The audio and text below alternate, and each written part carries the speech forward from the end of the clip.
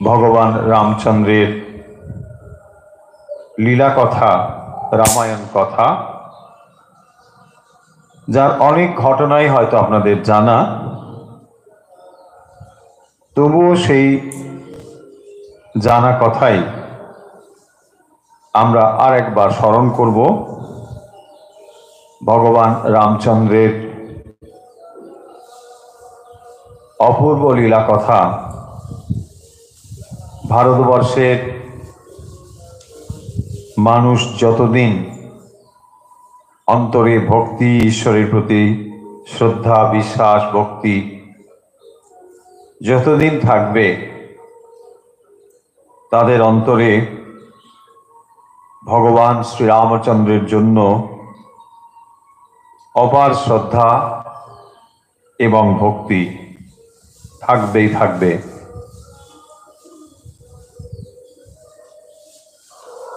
ভগবান শ্রীরামকৃষ্ণ এ যুগের মানুষের কাছে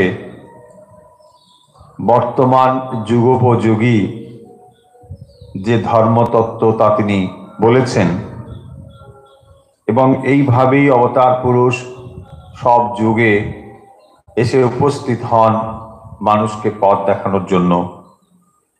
তাই যখনই আমরা রামায়ণ কথা পাঠ করব, মনে রাখতে হবে সময়টি কিন্তু এখন থেকে অনেক অনেক আগে,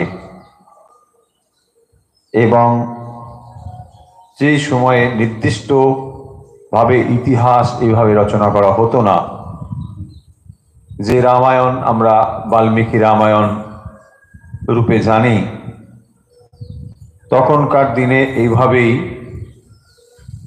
রাজরাজাদের কথা লেখা হতো, পুরাণ কাহিনী লেখা হতো, এবং তার ভেতর দিয়েই আমরা রাজনীতি, সমাজনীতি, ধর্মকথা এবং ইতিহাস জানতে পারতাম।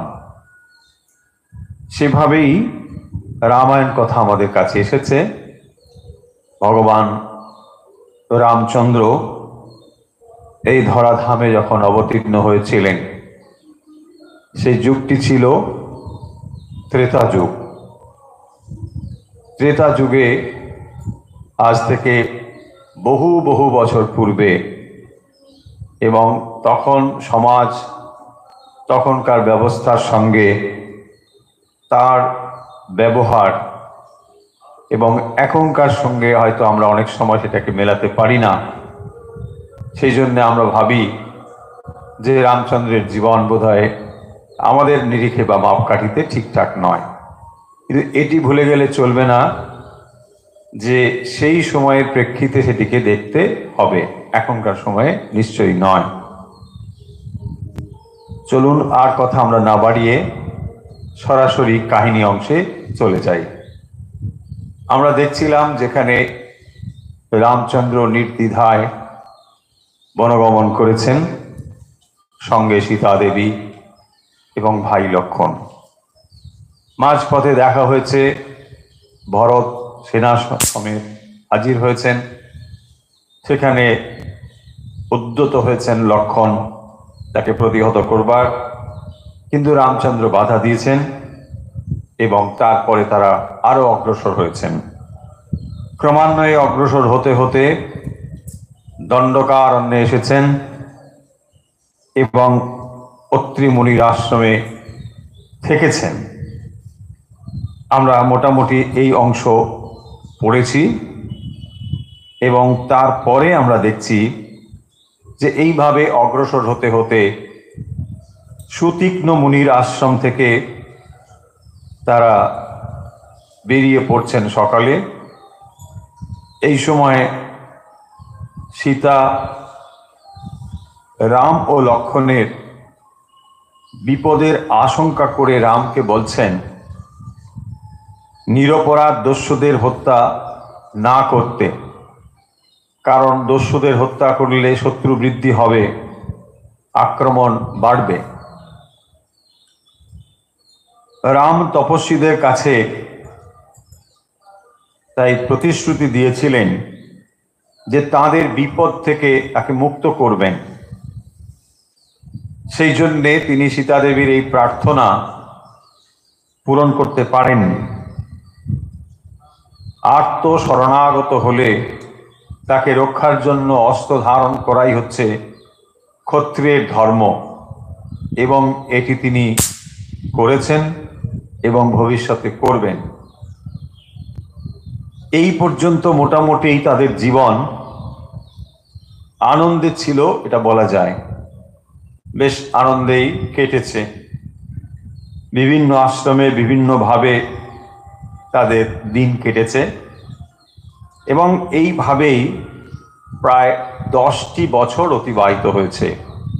এক আশ্রম থেকে আরেক আশ্রমে এইভাবেই মোটামুটি 10 বছর অতিবাহিত হওয়ার পরে আমরা দেখতে পাচ্ছি যে আবার তারা সেই সুতীক্ষ্ণের আশ্রমে ফিরে এসেছিলেন এবং বোধহয় এখানে 2 বছরেরও বেশি সময় ছিলেন। এখান থেকে অগস্ত্য মুনির আশ্রমে তারা যান। বিশ্বামিত্রের মতো ইনিও অনেক অস্ত্র, দিব্য অস্ত্র রামচন্দ্রকে দান করেছিলেন। রাম অগস্ত্যকে অনুরোধ জানালেন একটি মনোরম স্থান ঠিক করবার জন্য এবং কিছুক্ষণ চিন্তা করে তিনি পঞ্চবটির কথা উল্লেখ করেন। মুনি এবং রাম দুজনেই আগ্রহ প্রকাশ করেছিলেন অগস্ত্যের আশ্রমে থাকার জন্য। তাই গোদাবরী নদীর তীরে পঞ্চবটিতে এরা এসে হাজির হয়েছেন এবং এটি বর্তমানে নাসিকের কাছে এই পঞ্চবটি এটি অবস্থিত এবং এখানে যাওয়ার সময়ে জটায়ুর সঙ্গে তাদের সাক্ষাৎ হয়। এই জটায়ু ছিলেন দশরথের বন্ধু, রাজা দশরথের। তাই রাম তাকে সম্মান দেখিয়ে পঞ্চবটিতে তাদের সঙ্গে থাকবার জন্য অনুরোধ করেন। উদ্দেশ্য দুই ভাইয়ের অনুপস্থিতিতে সীতা দেবীকে যাতে ঠিকঠাকভাবে রক্ষিত রাখা যায়, ঠিকভাবে রক্ষা পান তিনি সসম্মানে, সেই কারণের জন্য তিনি আহ্বান জানিয়েছিলেন। রাম, সীতা এবং লক্ষ্মণের জীবনে এই পর্যন্ত যে অধ্যায় মোটামুটি আমরা দেখতে পাচ্ছি ঠিকঠাক চলেছে। এর পরের যে পর্যায়ে আমরা দেখতে চলেছি এটি হলো অত্যন্ত দুঃখের এবং ভবিষ্যতে এই যে দুঃখময় অবস্থা এটি এত বিষময় হবে যে রামচন্দ্রের জীবন, সীতা দেবীর জীবন, লক্ষ্মণের জীবন অত্যন্ত বিপর্যয়ের ভেতর দিয়ে যাবে।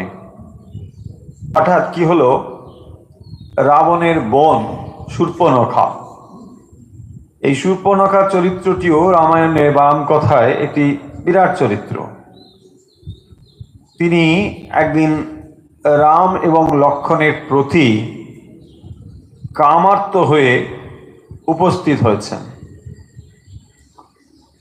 এবং রামচন্দ্রের আদেশেই দেখতে পাচ্ছি যে লক্ষ্মণ তার নাক কান কেটে দিয়েছে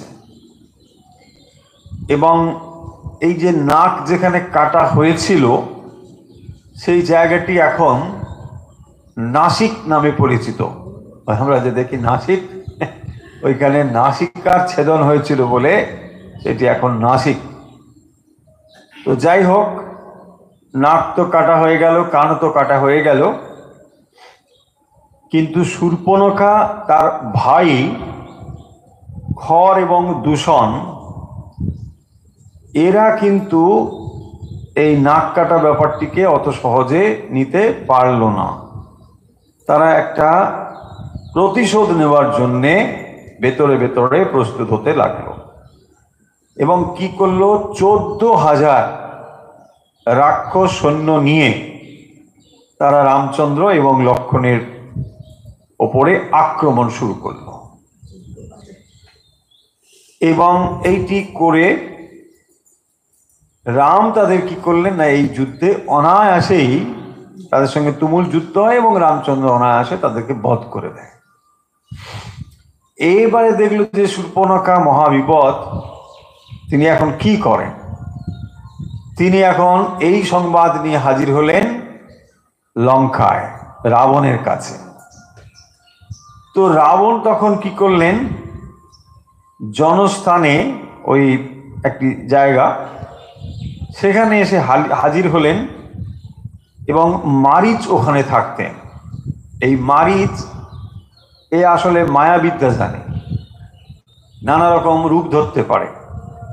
সেই জন্যে রাবণ এসে হাজির হলেন এই মারীচের কাছে এবং তাকে তিনি বললেন, রাবণ মারীচকে, যে মায়া মৃগ এই রূপ ধারণ করে যদি তিনি সীতা দেবীর সামনে যান, তাহলে খুব স্বাভাবিকভাবেই সীতা দেবী ওইটিকে গ্রহণ করবার জন্য নিশ্চয়ই তিনি উদ্গ্রীব হবেন এবং সেই অবসরে তিনি একটা কিছু ঘটাবেন। এই ছিল মোটামুটি প্ল্যান। কিন্তু দেখুন, মারীচ কিন্তু অতটা দুষ্টু ছিল না। হ্যাঁ, তিনি একেবারেই সঙ্গে সঙ্গে বলছেন না না না না, এটা হবে না। সঙ্গে সঙ্গে তিনি এই প্ল্যানিংটাকে না করে দিয়েছেন, কারণ তিনি আসলে রামচন্দ্রের মাহাত্ম্যটা জানতেন যে অন্য কারোর সঙ্গে হলে ঠিক ছিল, রামের সঙ্গে যুদ্ধ করে রাবণ যে পারবে না এটা তার অজানা ছিল না, কারণ রামচন্দ্র স্বয়ং ভগবান। তাই তিনি বলছেন যে এই প্ল্যানে আমি নেই, আমি আপনাকে এইভাবে সাহায্য করতে পারবো না, কারণ এই কাজ যদি আপনি করেন এতে যে আপনার সর্বনাশ নিশ্চিত হবে এ বিষয়ে আমি অন্তত সম্পূর্ণ নিশ্চিত।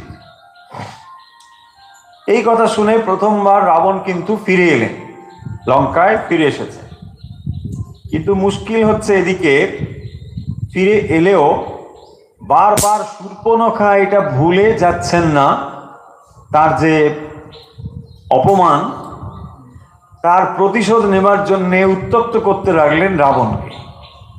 বোন, দাদা বলেছে, প্রিয় বোন, এইটা করতে হবে, বাস দাদা আর উপায় নেই। কি করছেন, আবার তিনি মারীচের আশ্রমে এসছেন।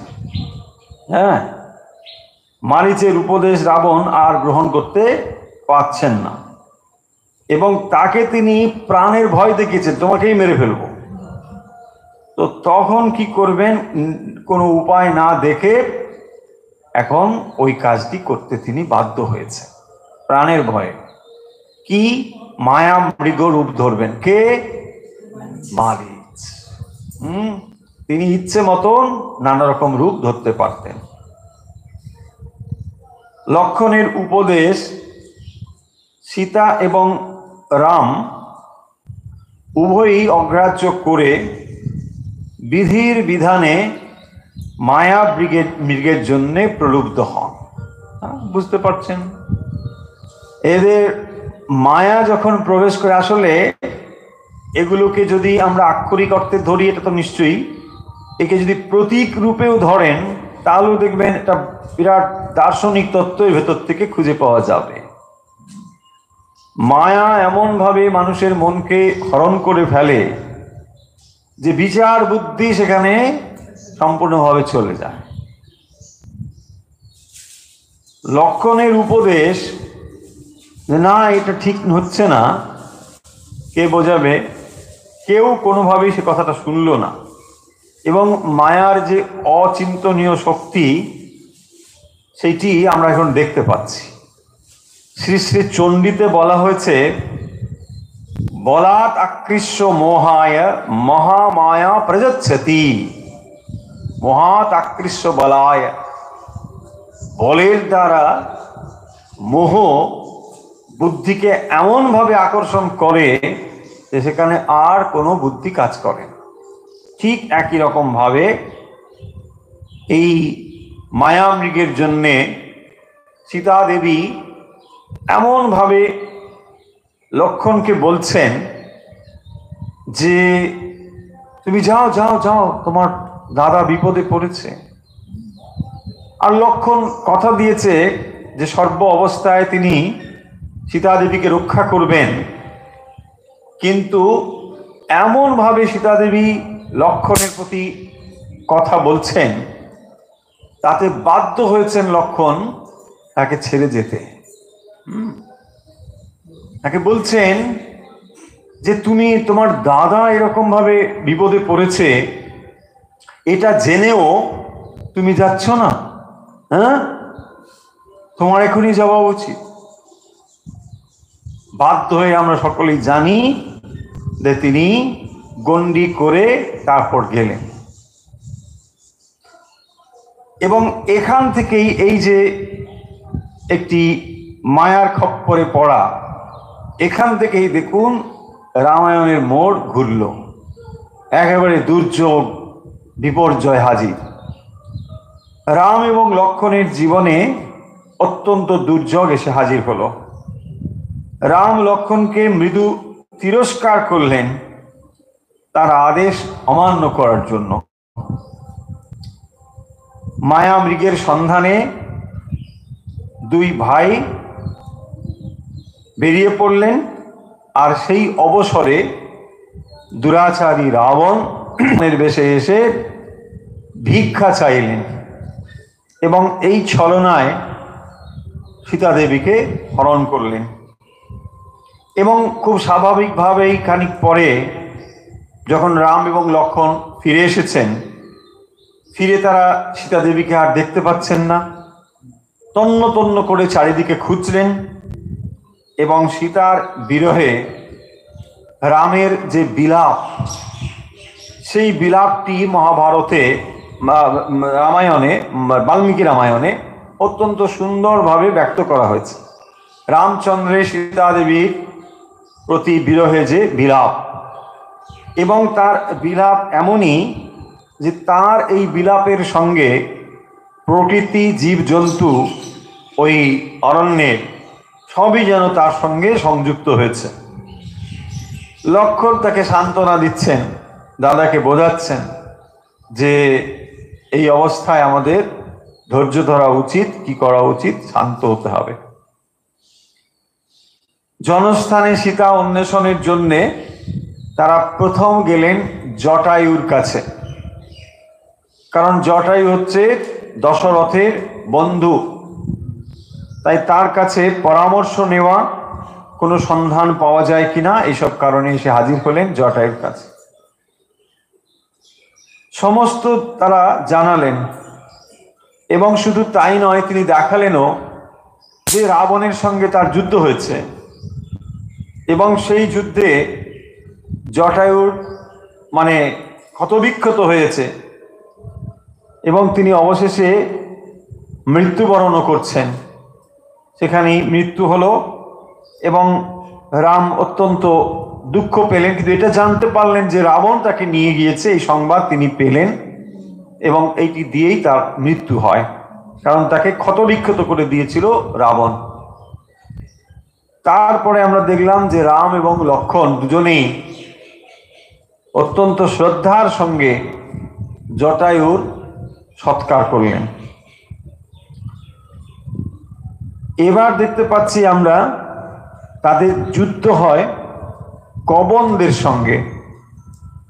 এই কবন্ধ মৃত্যুর আগে তিনি এইটি বলে দিয়েছিলেন যে রাবণের সঙ্গে যুদ্ধ করতে হলে সরাসরি পারা যাবে না, এর জন্য সুগ্রীবের সহায়তা নিতে হবে। এইসব পরামর্শ কিন্তু তিনি পেয়েছিলেন কবন্ধ থেকে। তাই খুব স্বাভাবিকভাবেই সুগ্রীবের সহায়তা কি করে পাওয়া যায়, এই চেষ্টাই এরা করতে শুরু করলেন। রামের হাতে মৃত্যু, কবন্ধের সাপ মুক্তি ঘটেছিল এবং তিনি আরো এখান থেকে শবরীর কথা শুনতে পান।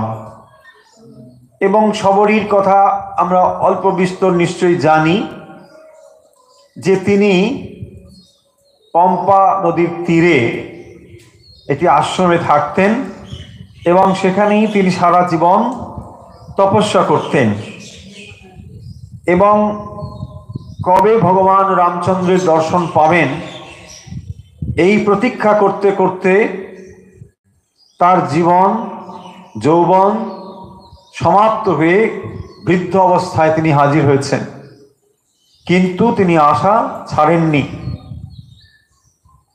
এবং আমরা দেখতে পাব যে ভগবান রামচন্দ্র এই শবরীর আশ্রমে প্রবেশ করে ভক্তবৎসল ভগবান এই পরিচয় তিনি দিয়েছিলেন সারা পৃথিবীর কাছে, ভক্তকুলের কাছে, এবং পরম তৃপ্তিতে তার রাখা সেই ফল তিনি গ্রহণ করেছিলেন।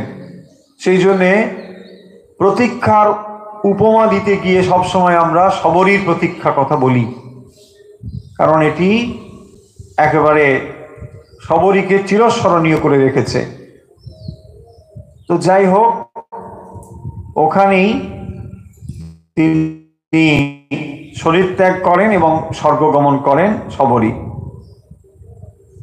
দীর্ঘকাল কঠোর তপস্যা করেন, তারপর তিনি রামের দর্শন পেয়ে ওখান থেকে স্বর্গগমন হয়।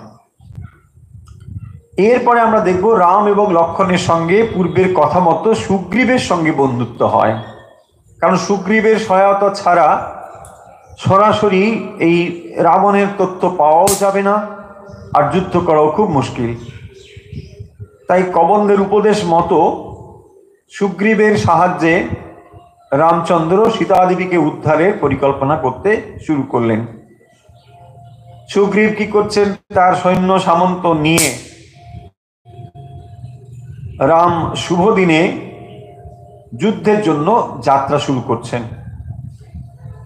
কিভাবে তারা আসছেন না, রামচন্দ্র হনুমানের কাঁধে আর লক্ষ্মণ অঙ্গদের কাঁধে চড়ে সমুদ্র তটে এসে হাজির হন, এবং এই সমুদ্র তট থেকে কিভাবে লঙ্কাপুরীতে যাবেন সেই সব চিন্তা ভাবনা পরিকল্পনা ইত্যাদি চলতে থাকে ওই জায়গায়। এবং নল, যিনি হচ্ছেন এই বানরদের মন্ত্রী আর স্থপতি, তিনি বললেন যে আমাকে 5 দিন সময় দিলে আমি কিন্তু একটা সেতু বানিয়ে দিতে পারি। তো খুবই ভালো কথা, সেখানে মাত্র 5 দিনে তিনি একটা সেতু তৈরি করলেন। আর হনুমানের পিঠে চড়ে চললেন রামচন্দ্র, অঙ্গদের পিঠে চললেন লক্ষ্মণ, আর বাকি সৈন্য সামন্ত সব সমুদ্রে ওই বাঁধের উপর দিয়ে গেলেন। ওখানে পৌঁছে রামচন্দ্র সন্ধির প্রস্তাব পাঠিয়েছিলেন অঙ্গদকে দিয়ে। এইসব বিস্তৃত কথা রয়েছে, অনেক কাহিনী, আমরা মূল জায়গাগুলো কেবল বলছি, বিস্তারিত কাহিনী সকলেই জানেন। সন্ধির প্রস্তাব পাঠানো হলো অঙ্গদকে দিয়ে, কিন্তু সেখানে শর্ত দেওয়া হয়েছিল দুটো। প্রথম শর্ত হচ্ছে সীতাদেবীকে ফিরিয়ে দিতে হবে, আর দ্বিতীয় শর্ত হচ্ছে রাবণকে এর জন্য ক্ষমা চাইতে হবে, কারণ তিনি যে কাজটি করেছেন এটি অত্যন্ত অন্যায়, তাই এর জন্য তাকে ক্ষমা চাইতে হবে। আর না যদি হয় তাহলে কিন্তু যুদ্ধ অবশ্যই হবে। তো সন্ধি কিন্তু ব্যর্থ হয়ে গেল, ফিরে এলেন, সন্ধি ব্যর্থ, অঙ্গদ ফিরে এসেছেন। যুদ্ধ শুরু হচ্ছে। যুদ্ধের প্রথম রাত্রেই ইন্দ্রজিতের নাগপাশে রাম এবং লক্ষ্মণ সর্পবাণে আহত হয়ে অচৈতন্য হয়ে পড়ে। এবং তারপরে আমরা দেখছি যে বানর সেনা যারা, তারা অত্যন্ত বিচলিত হয়ে পড়লেন, এরা অচৈতন্য হয়ে গেছে রাম এবং লক্ষ্মণ, তাহলে এখন আর কি করণীয়, কি করা যায়? এরপরে আমরা দেখলাম বিভীষণের সংযোগ শুরু হচ্ছে, কিভাবে ধীরে ধীরে কাহিনী পরিবর্তিত হচ্ছে। দেখুন, বিভীষণ কিন্তু আশ্বাস দিচ্ছেন যাতে করে এদের মনোবলটা না ভেঙে যায়, এবং একটু পরেই রাম তার যে মূর্ছা অবস্থা ছিল, অচৈতন্য অবস্থা, সেখান থেকে তিনি ভালো হয়ে ওঠেন। আবার আমরা দেখছি এখানে গরুরের আগমন, গরুরের সাহায্যে লক্ষ্মণও সুস্থ হয়ে ওঠেন। গরুরের স্পর্শে এই রাম এবং লক্ষ্মণের দেহে যে সমস্ত ক্ষতচিহ্নগুলো ছিল সব ভালো হয়ে যায়, মিলিয়ে যায়, আবার সেই আগের মতো তারা শক্তি ফিরে পায়। যুদ্ধে রাক্ষস বীরদের মৃত্যুতে এবার স্বয়ং রাবণ এলেন যুদ্ধক্ষেত্রে।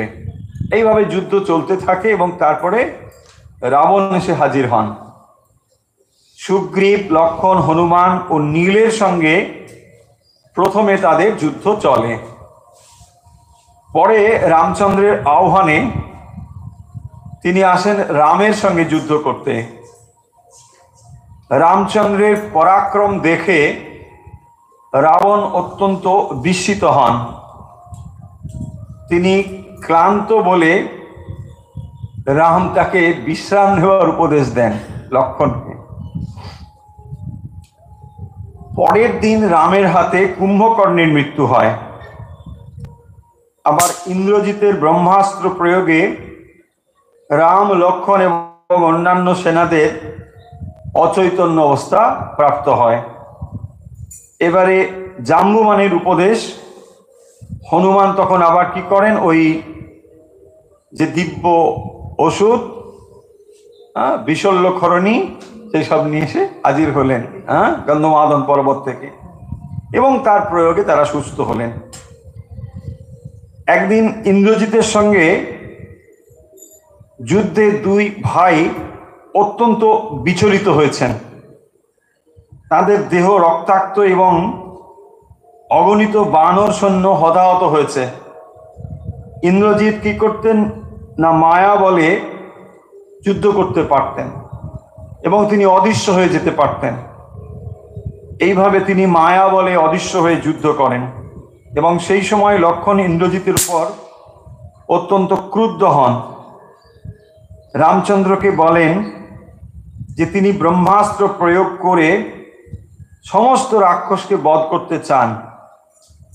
এর উত্তরে রামচন্দ্র বলেন, একজনের দোষের জন্য পৃথিবীর সমস্ত রাক্ষসকে বধ করা উচিত নয়। যুদ্ধে নিবৃত্ত, পলায়মান, শরণাগত, অঞ্জলিবদ্ধ অথবা মত্ত শত্রুকে বধ করা বিধেয় নয়।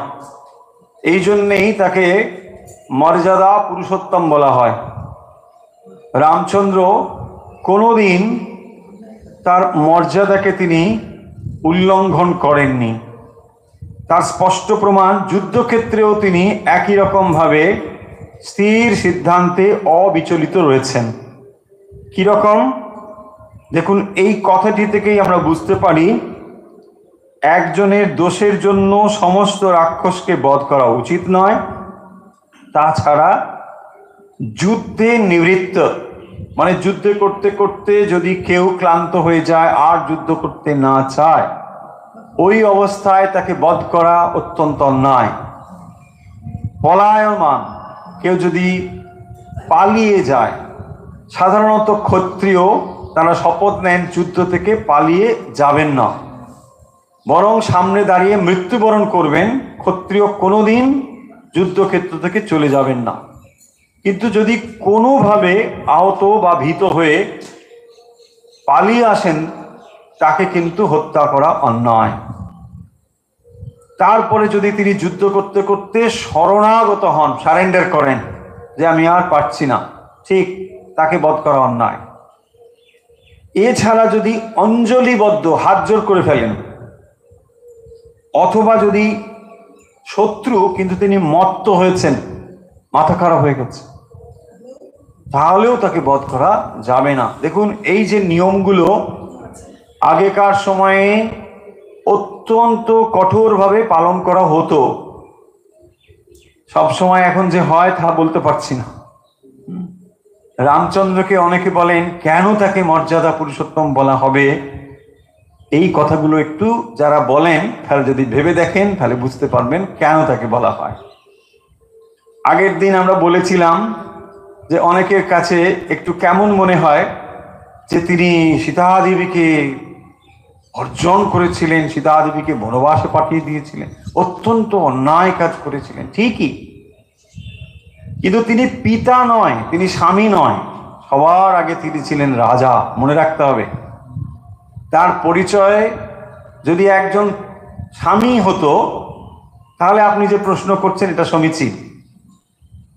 স্বামী হিসেবে তার প্রধান এবং প্রথম কর্তব্য হচ্ছে ওইটি, কিন্তু একমাত্র তিনি স্বামী ছিলেন না, তার আগেও তার পরিচয় রয়েছে, তার থেকে বড়, সেটি হচ্ছে তিনি পালক রাজা। তাই রাজার মর্যাদা তিনি সর্বদাই অক্ষুণ্ণ রেখেছেন। কারণ আপনারা সকলেই সেই কাহিনী জানি যে তিনি গোপনে রাজ্যে গিয়েছেন বিভিন্ন জায়গায়, সেখানে তিনি শুনেছেন যে তাকে নিয়ে সমালোচনা হচ্ছে, বিশেষ করে সীতা দেবীকে নিয়ে, এবং সেই জন্যেই তিনি সসম্মানে এবং মর্যাদার সঙ্গে ঋষি আশ্রমের সামনেই সীতা দেবীকে রাখবার জন্যে লক্ষ্মণকে অনুমতি দিয়েছিলেন যে এখানেই তিনি তাকে রাখবেন। এবং সকলেই আমরা জানি যে তখন তিনি সন্তান সম্ভবা ছিলেন, কিন্তু সন্তান কোথায় প্রতিপালিত হবে সেটিও কিন্তু নির্দিষ্ট বা নির্ধারিত ছিল। ফলে তিনি যে রাজ কর্তব্য পালন করেছেন এটা তার মর্যাদার দিক থেকে অত্যন্ত সমীচীন কাজ হয়েছে।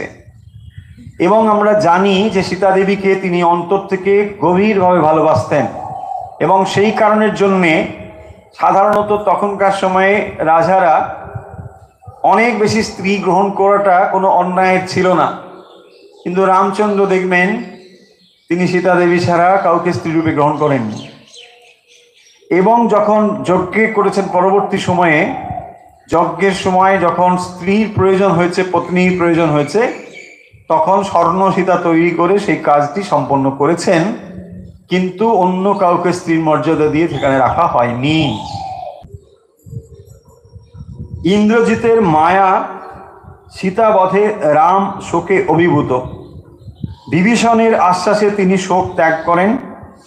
ইন্দ্রজিৎকে বধের জন্য লক্ষ্মণ ও বিভীষণ যাত্রা করেন এবং লক্ষ্মণ তাকে বধ করেন। এবার রাবণ পুনরায় এলেন যুদ্ধে, আবার রাবণ ফিরে এসেছেন।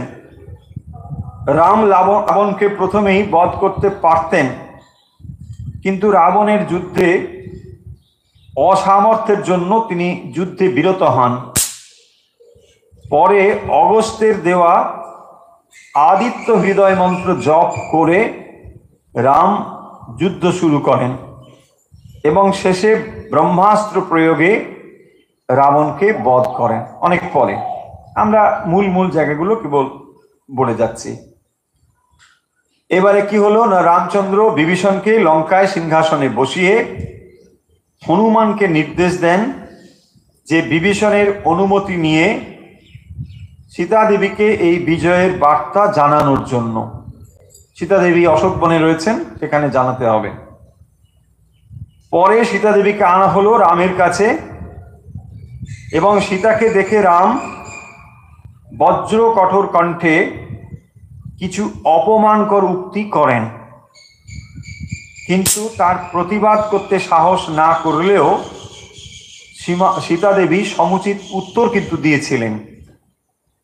রামকে কিছুদিন লঙ্কায় থাকার জন্য প্রার্থনা করেন বিভীষণ।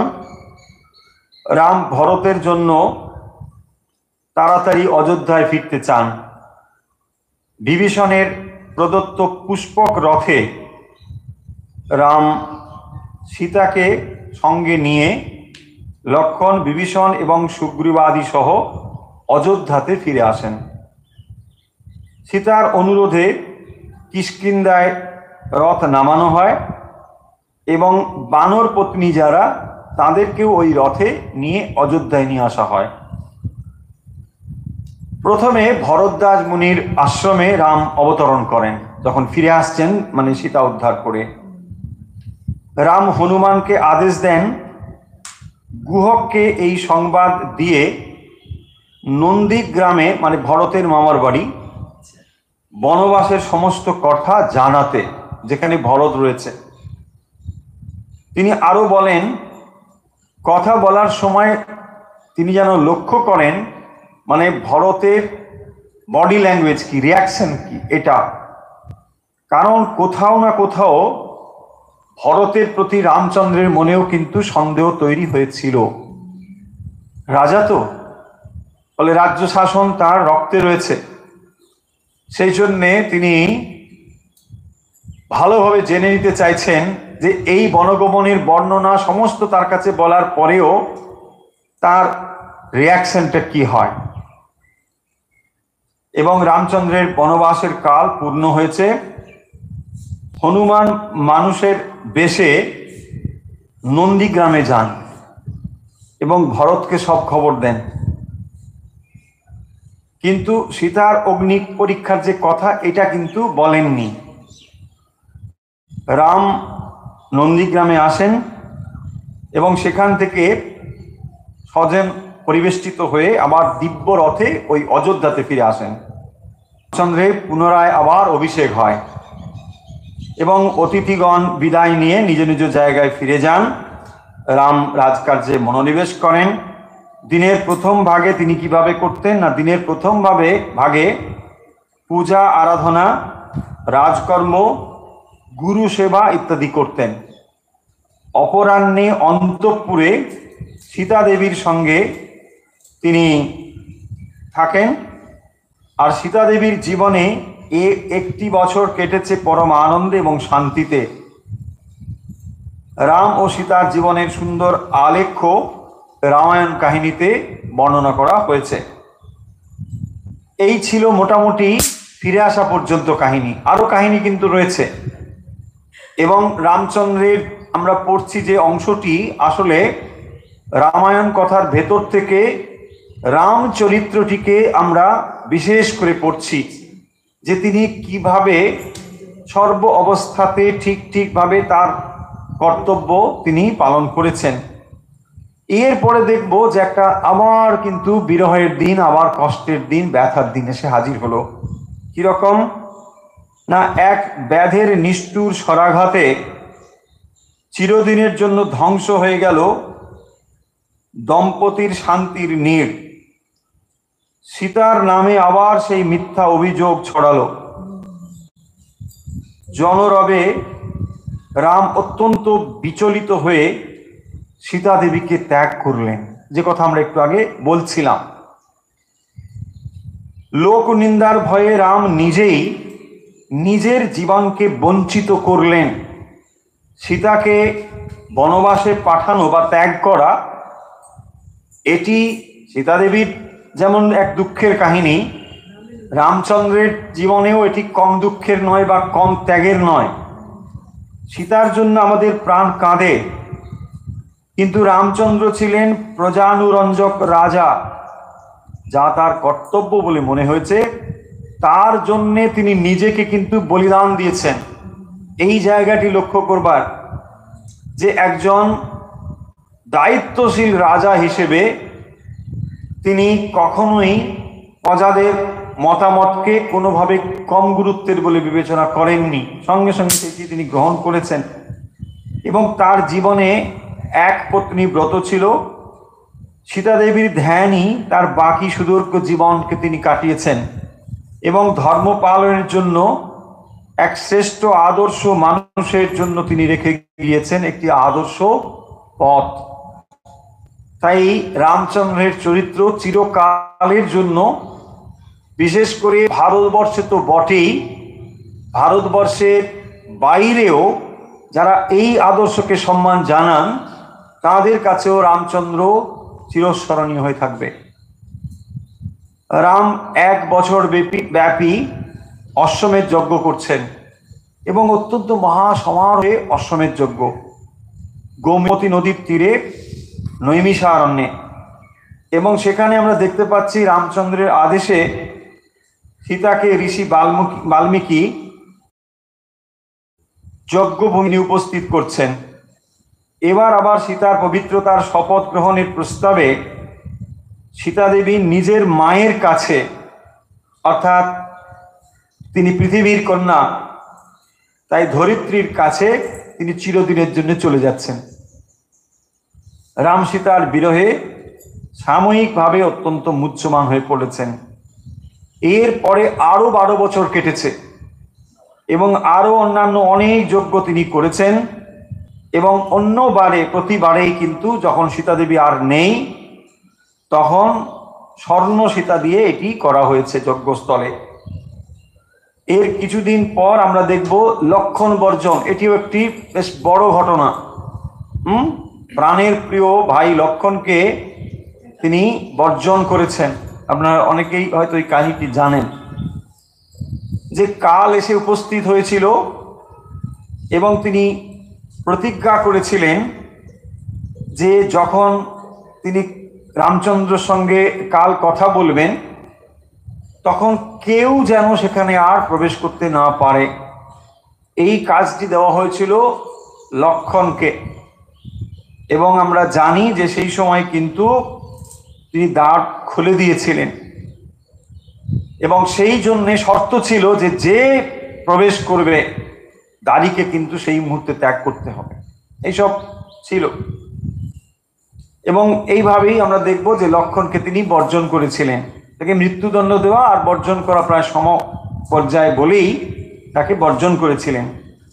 এবং এরপরে আমরা দেখব রামায়ণ কথাতে রামচন্দ্র নিজেই মহাপ্রস্থানে চলে যান এবং সেখানে তিনি সূক্ষ্ম বস্ত্র পরিধান করে 2 হাতের অঙ্গুলিতে কুশ ধারণ করেছেন আর বেদ মন্ত্র উচ্চারণ করতে করতে পদব্রজে সরজু নদীর পথ দিকে তিনি যাত্রা করেন এবং নদীতে অবতরণ করে তিনি এই সরজু নদীর তীরেই ওখানেই তিনি চিরতরে বিলীন হয়ে যান। মানব রূপে রাম মর্তে লীলা করেছেন মাত্র 69 বছর, 1 মাস 20 দিন। দেখুন, এত নিখুঁত হিসেবও কিন্তু পাওয়া যায়। 12 বছর বয়সে বিশ্বামিত্রের সঙ্গে তারকাবধ উদ্দেশ্যে যাত্রা করেন এবং 13 বছর বয়সে বিবাহ হয়। অযোধ্যায় 12 বছর, বনবাসে 14 বছর, এই মোট 39 বছর। আর সিংহাসনে বসেন ওই বয়সেই। তারপর 30 বছর 1 মাস 10 দিন রাজত্ব করেন, তারপরে মহাপ্রস্থান করেন। রামায়ণের রামচন্দ্রের যে সময়কাল তাকে এইভাবে কিন্তু হিসেব করে করে বার করা হয়েছে। বাল্মীকির রামায়ণে রামের মহাপ্রস্থানের যে দৃশ্য রয়েছে তা একমাত্র ভারতবর্ষের এই যে মহাকাব্য ইতিহাস এখানে সেটা সম্ভব। এবং মহাকাব্যের শেষ হলো বিচ্ছেদে নয়, এক পরম শান্তিতে। সমস্ত কামনা বাসনার ঊর্ধ্বে, সমস্ত মিলন বিচ্ছেদের পারে যে দিব্য প্রশান্তি, দেহবোধহীন আত্মরতি, জ্যোতির্ময় দিব্য সত্তা, সেখানেই চলে গেলেন রাম, লক্ষ্মণ, ভরত, শত্রুঘ্ন এবং অসংখ্য অনুচর। কারো মনে কোনো বিষাদ ছিল না। জীবনের পূর্ণতায় সকলেই ছিল দিব্য আনন্দ ও অপার শান্তিতে ভরপুর। এই ছিলেন আমাদের পরিচিত রামচন্দ্র। যে রামচন্দ্রের কথা আমরা রামায়ণে পাই, বিশেষ করে বাল্মীকি রামায়ণে, তার যে প্রামাণ্য অংশগুলি আমরা কেবলমাত্র সেই অংশগুলোকেই এখানে তুলে ধরেছি। বাল্মীকি রামচন্দ্র বা রামভদ্র এই শব্দ কিন্তু ব্যবহার করেননি। লক্ষ্য করার বিষয়, আপনারা সকলেই জানেন যে রাম শব্দটি একটি পবিত্র মন্ত্র, মরা থেকে রাম হয়েছে এবং সেই জন্যে বাল্মীকি রামায়ণে আমরা পরবর্তী সময়ে রামচন্দ্র বলি, তার সঙ্গে আরো অনেক শব্দ সংযুক্ত করে তাকে আরো সম্মানিত করবার জন্য আমরা চেষ্টা করি বা ভাবি, কিন্তু বাল্মীকি রামচন্দ্র বা রামভদ্র এরকম শব্দ কিন্তু ব্যবহার করেননি। তিনি রাম এবং কৃষ্ণকে, মানে রামকে এইভাবেই তিনি লিখেছেন, কেবলমাত্র রাম এটাই লিখেছেন। এর তাৎপর্য হলো রাম এবং কৃষ্ণ এই দুটো শব্দই যথেষ্ট, এর সঙ্গে আর অন্য কিছুই যুক্ত করতে হবে না। রাম এত পবিত্র একটি শব্দ, মানে মন্ত্র, রাম মন্ত্র। উত্তর ভারতে যে তুলসীদাসের রামায়ণ দেখবেন, তা আজও প্রত্যেক গৃহে কিন্তু খুব সম্মানের সঙ্গে পাঠ করা হয়, তুলসীদাসজির রামায়ণ। রামের চরিত্র ভারতবাসীকে মুগ্ধ করেছে চিরদিনের জন্য। তার শৌর্য, বীর্য, ক্ষমা, আশ্রিত বাৎসল্য, পিতৃভক্তি, ভাতৃপ্রেম, পত্নী প্রেম, প্রজানুরঞ্জন, তার প্রাকৃতিক সৌন্দর্যের প্রতি অনুরাগ, ধর্ম পালনে সর্বপ্রকার ত্যাগ এবং গুণের জন্য তার চরিত্র আমাদের কাছে চিরস্মরণীয় এবং আদরের। সীতা দেবীকে তিনি ত্যাগ করেননি, তার ধর্ম ছিল প্রজা পালন করা। তিনি সর্বস্ব ত্যাগ করে সর্বস্বার্থ বিসর্জন দিয়ে তা পালন করেছেন এবং লোকের কাছে তিনি আদর্শ রাজা এর দৃষ্টান্ত রেখেছেন। তাই তিনি সীতা দেবীকে ত্যাগ করেছিলেন, তার কর্তব্য তিনি পালন করেছেন। লোক নিন্দাকে তিনি সম্পূর্ণভাবে অগ্রাহ্য করে স্বর্ণ সীতা নির্মাণ করে সীতার পবিত্রতার কথা জগতে অকুণ্ঠিত চিত্তে ঘোষণা করেছেন যে তিনি সেই যে স্বর্ণ সীতা, অর্থাৎ সীতার প্রতি যে তিনি তার পবিত্রতা নিয়ে তার যে কোনো সন্দেহ ছিল না, এটাই প্রমাণ করে যে তিনি তখনও কিন্তু যজ্ঞশালায় স্বর্ণ সীতা স্থাপন করেছিলেন। ফলে সীতা দেবীর পবিত্রতা নিয়ে রামচন্দ্রের মনে কোনো সন্দেহ কিন্তু ছিল না। এইভাবে তিনি জনমতে প্রতিবাদ জানিয়েছিলেন। দেখুন, এটাও কিন্তু একটা প্রতিবাদ। সেই যুগে যে পরিচয় কিন্তু তিনি এইভাবে দেখিয়ে দিলেন। দেখুন, এই ঘটনাগুলোর দ্বারাই তিনি যে চিরকালের জন্য একজন আদর্শ রাজা হয়ে রয়েছেন এটি কিন্তু প্রমাণিত হয়। রাম নামে মানুষের মুক্তি। রাম আমাদের হৃদয়ের চির উজ্জ্বল মণি, জীবনের ধ্রুবতারা এবং মরণের সাথী। তাই রামচন্দ্র ভারতবর্ষের বুকে চিরকাল থাকবে।